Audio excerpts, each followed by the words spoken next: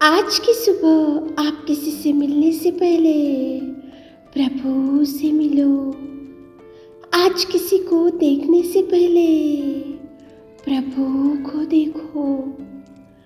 आज किसी से बात करने से पहले प्रभु से बात करो। आज किसी को ढूंढने से पहले प्रभु के राज्य और धर्म को ढूंढो। आप सभी को जय मसीह की आज के इस नए दिन में आप सभी का स्वागत करते हैं। हम आशा करते हैं कि आप सभी प्रभु की कृपा से अच्छे होंगे। तो चलिए दिन की शुरुआत करने से पहले वचन की ओर ध्यान देंगे। लूका 13वां अध्याय 13 वचन। तब उसने उस पर हाथ रखे और वह तुरंत सीधी हो गई और परमेश्वर की बड़ाई करने लगी। मेरे प्रियो, परमेश्वर पिता के वचन में कुछ इस प्रकार से लिखा है। देखो, परमेश्वर ने हाथ लगाकर उसको छुआ और वो सीधी खड़ी हो गई और परमेश्वर की बड़ाई करने लगी। यहाँ पे परमेश्वर की आराधना करने लगी, परमेश्वर को जय जयकार करने लगी, परमेश्वर की उसके कार्यों को ध्यान में लाते हुए परमेश्वर का वर्शिप करने लगी। यहाँ पे एक स्त्री, वो स्त्री क्यों प्रभु का आराधना करने लगी, क्यों परमेश्वर की बड़ाई करने लगी, क्यों परमेश्वर की महिमा को बढ़ाने लगी? क्योंकि उसने परमेश्वर से चंगाई पा ली थी। उसने परमेश्वर से अद्भुत कार्यों को परमेश्वर ने उसके जीवन में किया। परमेश्वर पिता ने, जब वो 18 साल से कुबड़ी बन चुकी थी, 18 साल से वो सीधी खड़ी नहीं हो सकती थी, दुर्बल स्थिति में थी, भयंकर दुष्टात्मा ने उसको खींच के रखा था, भयंकर दुष्टात्मा ने उसको पीड़ित रखा था और भयंकर दुष्टात्मा की वजह से वो ना सीधी खड़ी हो सकती थी, वो ना ठीक से चल सकती थी, भयंकर दुर्बल स्थिति में थी, भयंकर दुख में थी, भयंकर चिंता में थी, भयंकर समस्या में थी। लेकिन परमेश्वर पिता ने उसको छुआ और परमेश्वर ने उसकी दुर्बल स्थिति को, उसको उसकी पड़ी हुई परिस्थिति को, भयंकर जो कुबड़ी थी, उसको परमेश्वर ने 18 साल की कुबड़ी स्त्री को चंगाई दिया। इसलिए वो परमेश्वर की बड़ाई करने लगी। मेरे प्रियो, आज तो संडे है, आज तो वर्शिप करने का दिन है, प्रभु के भवन में जाने का दिन है, उसका जय जयकार करने का दिन है, उसके त्यागमय जीवन को, उसके बलिदान को, उसको क्रूस के बलिदान को ध्यान में लाते हुए परमेश्वर के भवन में जाकर सारी कलीसिया के साथ मिलकर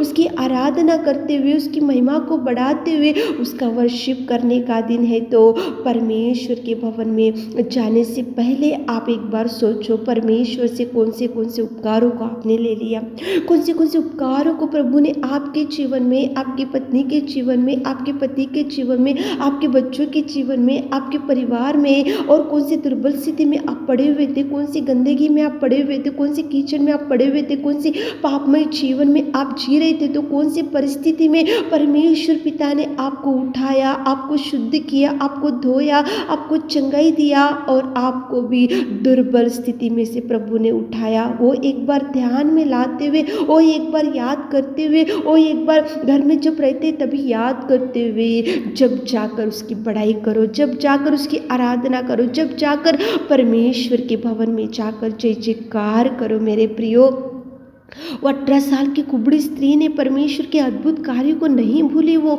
जैसे ही प्रभु ने उसको चंगाई दिया तो उसी घड़ी वो परमेश्वर के भवन में जाकर उसकी आराधना करने लगी, उसकी स्तुति करने लगी, उसकी महिमा को बढ़ाती गई, उसके भवन में गई और सारे कलीसिया के साथ मिलकर उसकी दुर्बल स्थिति को याद कर ली, उसकी पड़े हुए परिस्थिति को ध्यान में लाई। उसने सोचा कि मैं तो 18 साल से पीड़ित हूँ, मैं 18 साल से ऐसी पड़ी हूँ, तो मेरा परमेश्वर मुझे छुआ, इसलिए वो भवन में जाकर उसकी महिमा करने लगी। मेरे प्रियो, आज आप भी याद में लाते हुए, ध्यान में लाते हुए उसके कार्यों को, उसके उपकारों को, उसकी अद्भुत रीति से, जिस रीति से आपको बचाया और जिस रीति से आप खाट के ऊपर पड़े हुए तो प्रभु ने आपको कैसा बल दिया, कैसे शक्ति दिया और कैसे उठाया, कैसे चंगाई दिया और कौन सी प्रार्थना का जवाब प्रभु ने आपको दिया, ये सब कुछ प्रभु के कार्यों को आप ध्यान में लाते हुए, प्रभु के कार्यों को याद में लाते हुए, प्रभु के अद्भुत कार्यों को एक बार मनन करते हुए उसके भवन में जाकर सारी कलीसिया के साथ मिलकर प्रभु का जय जयकार करो, प्रभु की बड़ाई करो, उसके नाम की ऊंचाई करो,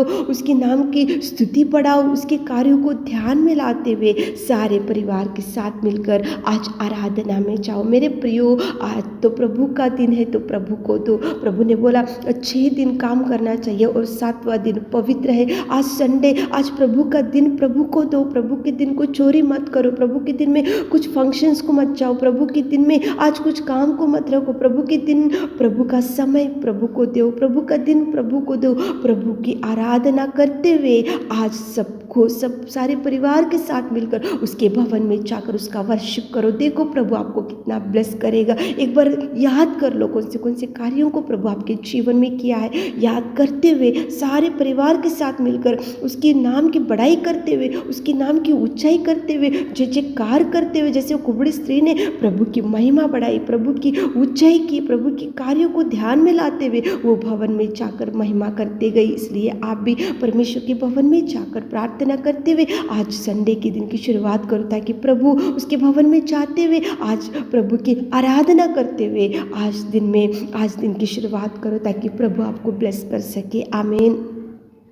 हे मेरे खुदावंत प्रेमी परमेश्वर पिता, आप कितने महान और कितने महान और कितने महान परमेश्वर पिता।